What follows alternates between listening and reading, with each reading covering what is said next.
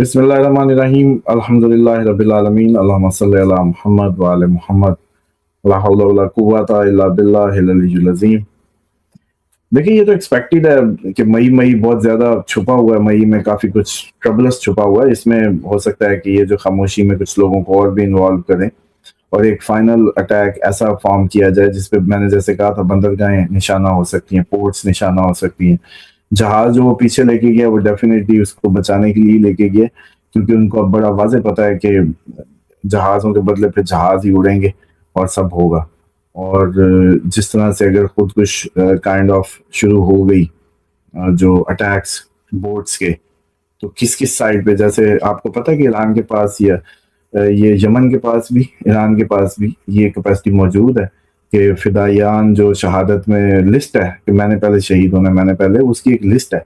वो अगर उन कश्तियों पे बिठा के भेज दी जाए, तो आपको पता है कि यही फ़ॉर्मूला लगेगा उस पे जो इस पे लगा था आपके आयरन डोम पे, कि 200 की इकट्ठी बारिश और उसमें से 4, 5, 6, 8 शुरू में चले जाएगा। तो फिर एक वक़्त आया कि आयरन डोम ही मिस हो गया, ख़त्म हो गया। तो जिसके पास अफरादी कुव्वत हो, जज़्बा ईमानी हो, जज़्बा शहादत हो, आप उसको क्या हरा लेंगे? वो 200 इकट्ठी कश्ती भेज देगा खुदकुश। जराड क्या करेगा उधर, मुझे बताएँ? तो इसी तरीके से वो आपका जितने भी इनके बड़ी बेड़े आ रहे हैं, वो सारे इसलिए पीछे ले जाए गए थे कि वो इस थ्रेट में थे कि अगर 200 कश्ती इकट्ठी छोटी-छोटी बोट्स आ गई, हमलावर हर तरफ से बराबर आ गई, तो वो एंटी सिस्टम इनके कहाँ से कितना कर लेंगे। और इसी तरीके से जो बाकी बात है कि फिर कुव्वत ईमानी, फिर उन्होंने आपको, आप लोग एक चीज़ को इग्नोर कर रहे हैं। ये लोग अंदर ही अंदर हैरान हो रहे हैं, क्योंकि जो ज़िच हो रहे हैं वो इनके टेक्नोलॉजिकल फेलियर्स भी हो रहे हैं, जिस वजह से इनको समझ नहीं आ रही कि ये जो हमारी टेक्नोलॉजी फेलियर है, जो हमारी एक्सपेक्टेशंस हैं, जो हमारे रोड मैप्स हैं, वो पूरे क्यों नहीं हो रहे, क्योंकि डिवाइन हेल्प जो है वो ईरान के साथ नज़र आती है। असूली मौक़िफ़ इस जंग को बच्चे मार के शुरू किया गया है। उस पे आपको याद है बाल टेक्नोलॉजीज़ लिखा हुआ था मिसाइल पे, बाल टेक्नोलॉजीज़, और बाल को ठीक 3 दिन पहले या 4 दिन पहले आग लगाई थी ईरान ने। तो आप लोग इस बात को समझ ही नहीं रहे कि ये बेसिकली जंग जो है बच्चों के खून दे के शुरू की गई है, और इसमें divine help no doubt Iran के साथ रहनी है। और इनको टेक्नोलॉजिकल फेलियर्स जो इन्होंने देखे हैं, जो अब तक इनके हशर हुआ है, उस वजह से भी बहुत ज़्यादा हवास बाख्ता है। अब अमेरिका के पास ट्रंप के डायलॉग्स के अलावा कुछ नहीं है, जो मार-मार के और नेवी खत्म, एयरफोर्स खत्म, सब खत्म, तो फिर आ जाओ भई, गुज़र जाओ, सब तो खत्म है, फिर रौला क्या है? पिछले साल तुमने एटमी प्रोग्राम खत्म कर दिया था और कहा था 5 साल पीछे चले गए, लोगों को अभी भी याद है। ठीक, अब मुझे बताओ कि अगर इतने पीछे चले गए थे एटमी उससे, अब क्यों एटमी एटमी कह रहे हो? एटमी नहीं लेने देंगे। अब किसी के ख्यालों में घुस के मारना है तुमने क्या? क्या सोचा क्यों? और जैसे उन्होंने सिखों वाला हरकत है ना, उन्होंने कहा कि इधर हम गन्ना लगाएंगे, वो सुना होगा सबने वाक्य। फिर गन्ने के खेत होंगे, फिर गीदड़ आएंगे, फिर ये भी आएंगे, हैं? तो फिर जाके सिखों ने कहा कि पहले इनको तो मारे जो आके कमाद खाएंगे, हैं? तो और चूपों वाली मिसाल बनी हुई है कि वो पहले ही मारना शुरू कर दिया। तो उसी तरीके से ये बिहेव कर रहा है कि तुमने उनको एटमी उसको जो कैपेसिटी है वेपन बनाने की, उससे 5 साल पीछे धकेल दिया था। तो अब क्या प्रॉब्लम है? और अब इतनी तुमने कमर तोड़ दी उनकी, सब तो खत्म कर दिया उनको, इतने मिसाइल अटैक्स के बाद। तो अब बचा क्या है भाई? किस बात की वो है? अब कौन से डायलॉग हैं? कौन सी तूफान की खामोशी? असल बात यह है कि फेलियर दर फेलियर है, जिच हो गए, फ्रस्ट्रेशन है, नई तैयारी करते हैं, वक्त चाहिए था, कभी इधर भाग, कभी उधर भाग, कभी पाकिस्तान को डाल, कभी उसको डाल। तो फिर इस तरह से टाइम बाय किया जा रहा है, जस्ट टू, जैसे कहते हैं ना कि फेस सेविंग। लेकिन इसमें एक और चीज भी समझ लें कि ये जो लोगों को इन्वॉल्व करते हैं उसके पीछे एक ही बात करते हैं कि देखो, अगर हम गिरने वाले हैं, हम गिर गए, तो तुम्हारा सारा डॉलर गिर जाएगा जेबों में पड़ा है, बस।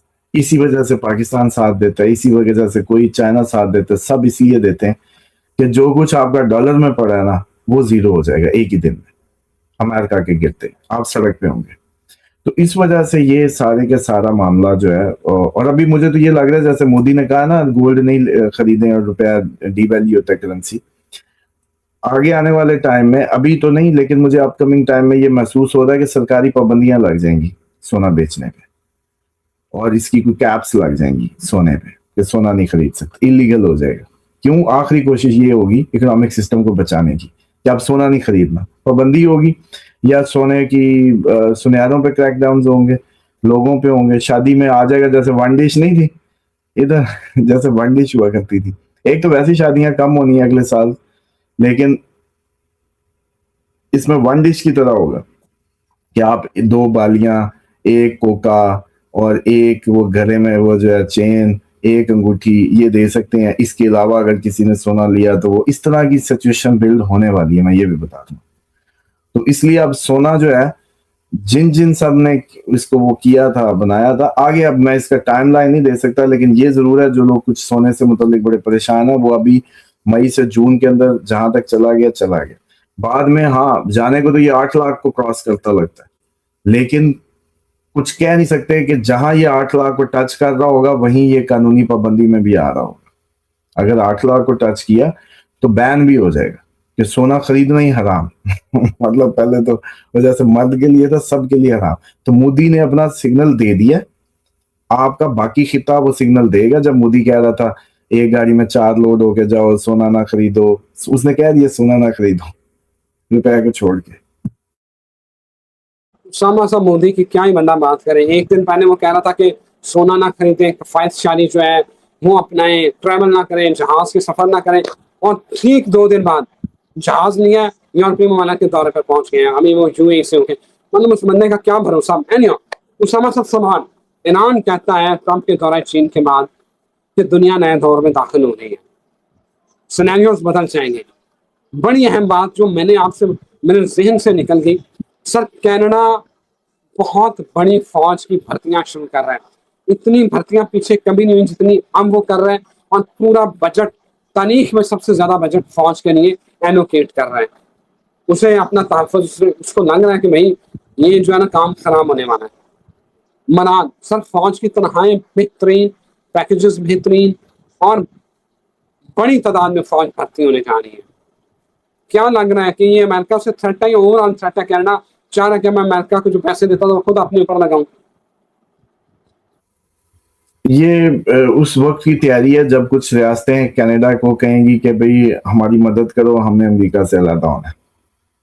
दो टोक जुमलों में अमेरिका की रियासतों का जो ब्रेक डाउन है, ये उसकी तैयारी हो रही है। मतलब जमीनी आप लोग वो तो अपनी डिफेंस की तैयारी कर रहे होंगे नो डाउट, लेकिन जो हालात जिधर जाने हैं वो मैं आपको बता रहा हूँ कि कनाडा अपनी फौज की स्ट्रेंथ इसीलिए बना रहा है कि उसको अमेरिका से खतरा है। असल में अमेरिका से तो अब उसके अंदर रहने वाले सबको खतरा है, पूरी उसकी रियासतें थ्रेट में है। और अभी रियासतों की बात शुरू हो जाएगी जून 2027 से पहले पहले आपको ये खबर जरूर मिलेगी कि हम फेडरेशन से अलग होना चाहते हैं, और अलहदगी, दंगे और ये सब कुछ ट्रिगर होने वाला है अमेरिका की उसमें। इसी तरीके से जो कनाडा की बात है वो उसी वक्त के हिसाब से अपनी तैयारी कर रहा है कि भाई इस सारे तूफान के अंदर जो अमेरिका में उठेगा, हम तो अपना अब जो है मामला बेहतर करके रखें, और उसको अमेरिका से थ्रेट है और किसी से नहीं। जिस तरह ट्रंप ने कह दिया भी तू मेरा ही पार्ट बन जाओ, मतलब शुगर नहीं है मेरा ही हिस्सा बन जाओ।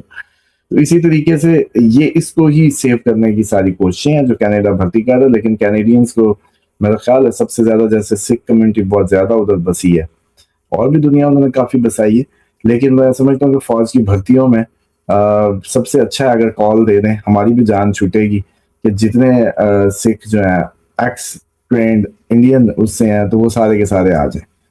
और सिखों को तो लेना, क्योंकि सिखों का तो पिछले दिनों भी मसला बना हुआ था इंडियन आर्मी के अंदर कि उनको बड़ा स्क्रूटनाइज किया जा रहा था, क्योंकि उनकी अटैचमेंट जाहिर बात है खालिस्तान और फिर उसका जो पाकिस्तान के साथ जो है वो ज्यादा है, तो इसलिए भी सिखों को बड़ी उसमें देखा जाता है। लेकिन बहादुर कौम है तो डेफिनेटली जो है वो सबसे अच्छा हमारे लिए बड़ा अच्छा हो सकता है कि अगर ये सिखों को कॉल दे दें कि ट्रेंड सिख पूरी दुनिया के जहां भी हमारी फौज में आ जाए, तो वो लड़ेंगे भी अच्छा और सेफ भी इनको अच्छा करेंगे। समसम ईरान का बयान कि दुनिया नए दौर में दाखिल हो रही है, और इसके ऊपर इंटरनेशनल एक्सपर्ट भी ये बात कर रहे हैं कि यूनिपोलर वर्ल्ड खत्म हो चुकी है। अमेरिका सुपर पावर जो था वो खत्म हो चुका है। हम बहुत सारी सुपर जो पावर्स हैं वो इमर्ज कर चुकी हैं। यूनिपोलर वर्ल्ड का खात्मा हो चुका है। What's your take? देखिए ये बिल्कुल सही बात है लेकिन ये बात जो है ये बात तो उन्होंने कर दी है नया दौर, लेकिन नए दौर की इब्तिदा कैसी होनी है, अवाम पहाड़ों पे या पहाड़ अवाम पे, वो उसी की बात कर रहे हैं कि वो जून 2027 का जो वो होगा ना टाइम फ्रेम, वहां से एक नई इब्तिदा जो कहते हैं वो बनेगी, और वो जो इब्तिदा बनेगी ये उसी की बातें हो रही हैं मुंह से। आप लोग भी एस्ट्रोलॉजर होते हैं, आपको पता है, आप जो मुंह से निकाल रहे होते हैं कई चीजें वो हैपन होने को होती हैं तो निकाल रहे हो, सब के सब नहीं, लेकिन मतलब जो ओरिजिनली एक अपने जैसे कहते हैं ना पाँव पे जिंदगी गुजारने वाले ह्यूमन बींग्स, उनकी बात है।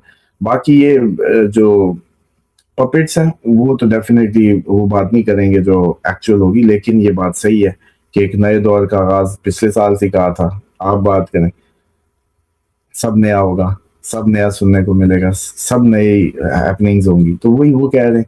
और इसी तरीके से जो आगे बढ़ते हुए हालात हैं, यूएई जो है प्रॉपर ईरान से दो बदू जंग में, अमेरिका इसराइल यूएई की जमीन पे अब ईरान से प्रॉपरली लड़ेंगे।